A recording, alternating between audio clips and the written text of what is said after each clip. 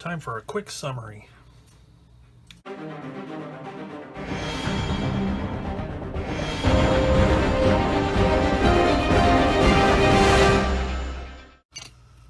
Hi, and welcome back to Plastic Models by Regular Dude, and part number 3 of the Amusing Hobby 1/35th scale Shot Kal summary edition. In this episode, I'm going to talk about the last steps I completed, which were steps 14 through 17. Now, if you want to watch the actual step-by-step build of those bits of the instructions, right up here I'll put a link, and you can skip over to that and watch that if you've got more time on your hands than you think. So today I'm going to talk about steps 14 through 17, which basically completed the hull components. So in step number, originally I intended not to put the mud guards on front and back, but I went ahead and did it anyways, because after I took a look at it, I figured that it would fit with no problems putting the tracks on after those were installed. I just didn't want to have trouble putting the tracks on and having them hanging up on stuff, that kind of thing. So there's a few small parts on the back that need to be installed, including these two resin parts here. I glued those on with, as I have with all of the resin parts, the black slow dry CA glue. And I think that was the only thing I had to use that on this particular step. But then there was a lot of small fittings, not really a lot to talk about. They all went into position with no trouble. No problems with the parts as far as, sinkholes or anything like that. The one thing to note is it does, for some of these parts, like L14, L28, it gives a nice close-up view here of what it looks like and kind of where they should be positioned. But just a lot of small parts. One of the things, I normally make my own grab handles out of copper wire, but in this case these were molded really well, so I didn't have to mess with that, and it was just easier to use the kit parts and just glue them in place here and here. So that pretty well took care of step number 14. Then we had step 15, and that was putting together these headlight assemblies and these spare track assemblies. This part here, the tracks, just like the full-length tracks, went together with no problem, just snapped together. And then these right here, the brackets, there's a K4 and G13, and at first glance they look a lot alike.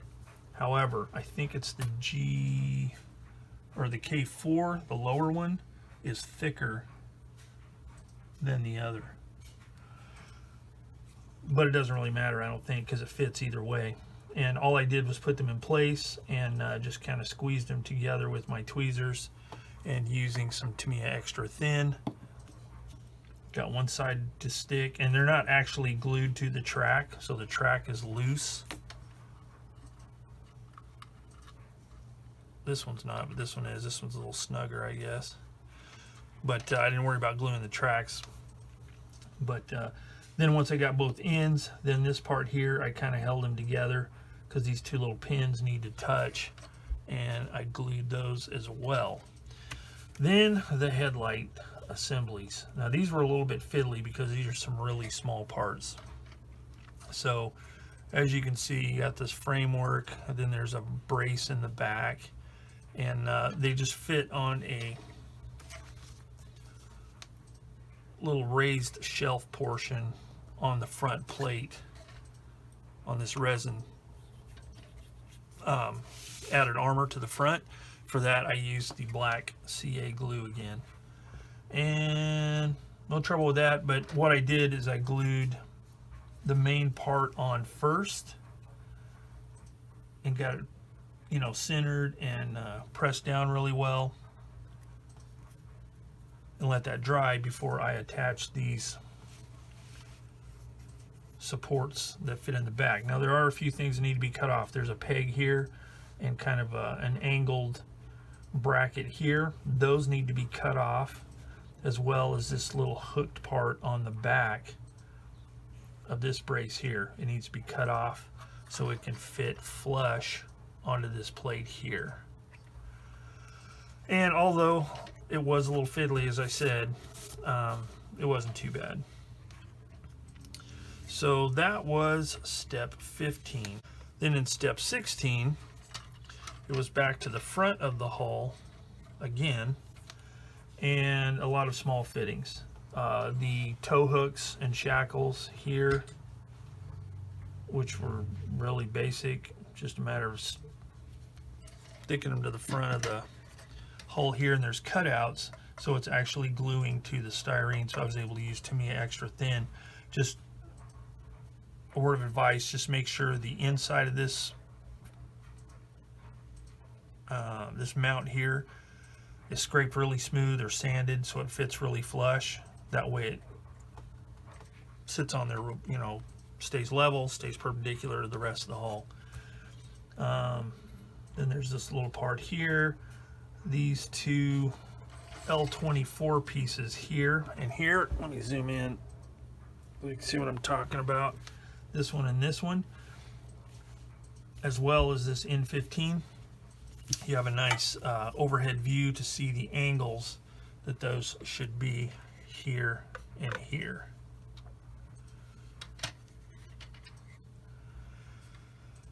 And then let's see, N15, something to think about when installing it. It is directional, so you have the I'll use this for an example. The plate is angled like this and goes on the front on the angle of the plate. There are 4 pegs on the back that rest on the plate, and they are angled to be vertical in comparison to the ground. So I don't know if you can see it here, but the little pegs need to be vertical because they are at an angle to this little piece here. Then also in this part, there was other, you know, a few more small parts like this N64 here, but then there was the photo etch fender supports right here. Now those fit along this edge, down this edge, and then up against this little fitting right here, this little riveted or screwed in plate. And it fit great, so no worries there.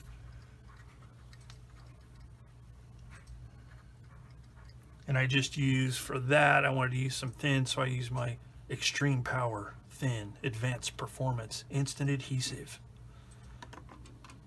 That was my commercial voice there. So anyway, use that.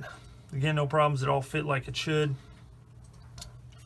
And then it was on to gluing the track brackets for the extra, for the spare track. This box here, now this box here, underneath there's a square cut out. It's hollow inside of here, so it's, you know, hollow underneath. And on this plate there was raised square, very thin line, but it didn't fit on the inside of that box. So what I did is I trimmed, like you can see it in this illustration here. It doesn't fit around the edges, it kind of fits on top, and it doesn't, so it's not like quite flat. So what I did is I took my chisel blade here and shaved these 3 bits off here and left that one to act as a guide to get it lined up straight. Then I used the black slow dry CA glue for that. And at this point of step 16 is when these get glued into place. Described it earlier. So really not a whole lot there. Pretty straightforward, not a lot of trimming of lines or trimming off molded detail or anything like that. Then in step 17, I assembled the cables and the associated fittings, which would finish off step 17, except for the side skirts, but we'll come to that in a minute. So in this step, I had to assemble these cables. Now, it says to do them 15 centimeters long, so that's what I did, and that was way too long. This cable would have been drooping all the way off the side of the vehicle. So what I ended up having to do is cut you get six cable ends. So I had some extras, so I had to utilize those. But all I did was, the kit supplies you with cable, and this is it. It's a piece of black string, which looks really good, but the way it's packed in the box, it's in kind of a rolled up knot and then tied around the middle, so you get all these crazy kinks and stuff. And I suppose a person could like maybe weight it down on one end and hang it from something to maybe pull those kinks out, but it's ridiculous. So I dug into my aftermarket parts bin, and I was going to use the Eureka XXL scale metal tow cables. So the size that most closely matched what needed to fit in the end of the cables, because these ends are pre-drilled, was the LH01, which is 0.60 millimeters. Now, I've used some of this before, so it's not a full roll, and whenever I checked, it just wasn't long enough. So those were out. So what was I going to do? I pondered, I puzzled and puzzed, and remembered that I had gotten this, it's a 4-pack. There's like black, green, tan, and this, I believe, or maybe a white, I don't know, but this was the color I chose just because, you know, no special reason. But it's some thread that I got from the local Hobby Shopby, which is a big box craft and hobby retailer here in the States, for those of you outside of the States. And it was really cheap for it, and it can be used for a lot of things, tie down, for stowage, whatever. But it also doubles as cable. It's really tightly wound, it's not fuzzy, it's like a nylon material. And the nice thing about it is, and the way I use it to do my cables, is I cut it to length, and again, in this case it was too long, but I was able to quickly remedy that situation. I just make sure I get a really clean cut with a new X-Acto blade. Then I take some of my thin CA glue, just put a few drops in this little container here, and then I just touch the end, and it'll wick about maybe 1/4 of an inch, maybe not quite 1/4 of an inch, up the string. And what that does, once it dries, it makes it nice and fray free, if that makes sense. So like when you push on it, it doesn't fray and splay out or anything. So it's a nice rigid bit of cable that will fit in the hole in the cable end. So using, again, my black CA glue, put a little dot in there, put it in the end, hold there for a second, and I'm good. So I did that on all the cable ends and ended up with some decent cables. And they take paint well. That string takes paint well, so it's a good alternative. So if you can find something like that wherever you're from, if you have trouble with cables, you're good to go. So here is what it looks like. So there's like this pin type device that the cables are wrapped around. I glued that in place with some CA glue. Then I ran it along here. This part glues onto here to keep it, I'm assuming, to keep the cables from flopping off the edge. And then there's this keeper here, which I ended up gluing that because they pop out from time to time, and whenever I paint this, I don't want them flying out as I'm trying to airbrush the thing. Then they wrap around the bottom, like you can see in this illustration here. One goes through this bracket, one goes over and goes into this keeper here, which is 2 parts. You have a flat plate that glues in no particular place on the hole, which is kind of nice because if you have to adjust it to get your tension just right on the cable, put that in position. Then the cable ends, the cable eyes, fit down on top of that, and then this part here, which is shaped the same as that with 2 pins, fit through the cable eyes and into this piece, and ta-da, you've got secured cables. Now as you can see, these cable ends look a little bit different than these, and that was because I couldn't use the ones I had, because in making it too long I had to cut them off. So once I realized that they were too long, all I did was just I went ahead and connected this part, looped them through there, eyeballed the length, slung it off to the side, chopped it, installed the cable ends, worked on something else, and then once they were dry I was able to thread everything through and put the little keeper on there. So it all worked out in the end. I was stoked.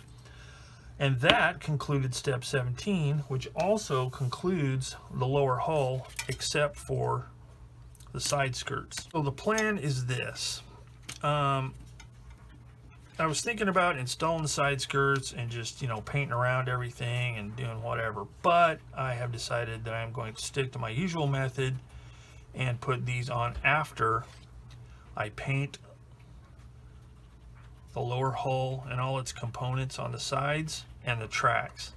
I will also paint underneath here and here. As a matter of fact, I may just go ahead and paint the whole hull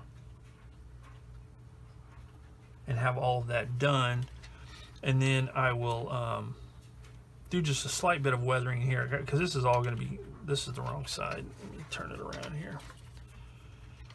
Most of it's going to be covered up, so it's going to be mainly the wheels are going to get some weathering, as well as the parts that are visible. So that'll be, you know, pretty easy.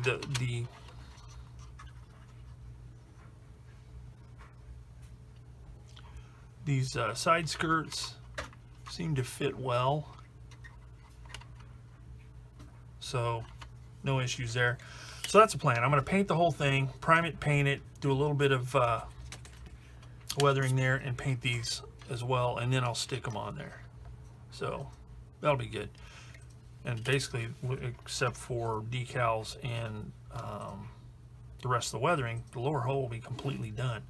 So I'll be doing that in the next episode, I believe. And then I'll be able to move on to step 18, which is the hull, or the turret. So that's pretty much it. That ends the part 3 summary of steps 14 through 17 of the Amusing Hobby 1/35th scale Shot Kal. So if you want to see the step-by-step, I put a link earlier, and I will also put one in the description down below, the comments, the description box underneath the video. So you can click on that if you want to see the actual step-by-step parts of this. So let's see. Yeah, I think that's it. So if you like this video, again, I don't really know what it does for, you know, my channel or anything, but if you like it, go ahead and click the like button, and I'll see that and I'll be happy. And if you like what you've seen and you're not a subscriber yet, hit the subscribe button. That way you can have time taken out of your wonderful day that you'll never get back again, sitting around watching my videos. All right, so thanks for watching. If you have any questions, comments, hints, tips, concerns, blah, blah, blah, put them in the comments section down below, and I'll get back to you as quick as I can. So until next time, I will see you all later.